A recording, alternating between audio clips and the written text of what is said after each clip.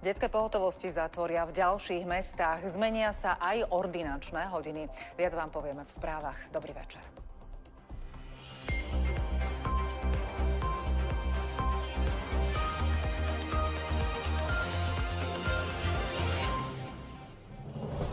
RTV zanikla, vznikla STVR, dočasne ju povedie Igor Slanina. V prípade samovraždy deviataka Romana v Parchovanoch obvinili jeho spolužiačku. Slovenská pošta zvýšila ceny, drahšie je najmä posielanie listov. RTV sa zmenila na Slovenskú televíziu a rozhlas. Prezident Peter Pellegrini podpísal zákon o STVR. Inštitúciu dočasne povedie štatutár Igor Slanina.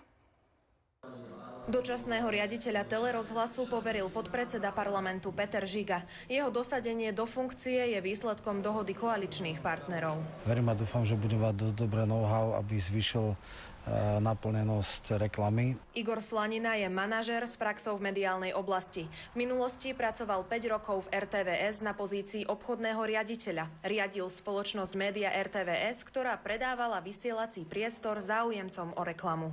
Určite sa ako prvé stretnem s manažmentom, prejdeme si aktuálne veci, ktoré sú horúce na leto a hovorím, budeme sa snažiť zastabilizovať tú situáciu, aby to plynulo prešlo až k voľbám. Štatutár je poverený vedením do konca septembra, teda dovtedy, kým parlament zvolí radu STVR a tá vyberie nového generálneho riaditeľa STVR, čo by malo byť na jeseň. Niekedy po 10. septembri sa zvolia radní. Cirka mesiac dajú na vypracovanie projektov a na výzvu pre nového generálneho riaditeľa alebo generálnu riaditeľku. Ja som to tak odhadoval, že 15. október, možno do konca októbra už bude legitímny riaditeľ. Opozícia poukazuje na to, že nového štatutára nemá kto kontrolovať. Aj preto sa so zákonom o STVR obrátila na ústavný súd.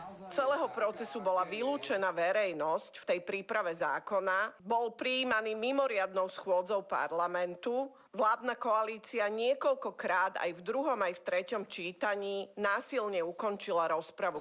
Zákon o STVR je podľa nich v rozpore s európskou legislatívou o slobode médií. Nemôžete si len tak zrazu zrušiť televíziu a zrušiť riaditeľa a radu, ktorá bola normálne demokraticky zvolená. Druhý bod, veľmi podstatný bod, je dostatočné financovanie, čo momentálne nie je zabezpečené. Apelujeme na inštitúcie, ktoré na Slovensku máme, aby rozhodovali. To znamená, apelujeme na ústavný súd, aby pozastavil účinnosť tohto zákona. Podľa prezidenta Petra Pellegriniho je zákon v poriadku a nie je v rozpore s ústavou. Prezident Peter Pellegrini podpísal zákon o Slovenskej televízii a rozhlase, pretože po jeho preštudovaní v ňom nevzhliadol ani možný nesúlad s ústavou, ani zásah do slobody slova.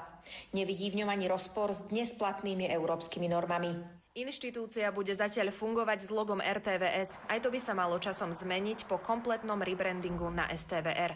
Redakcia a Karolina Janičíková, Slovenská televízia.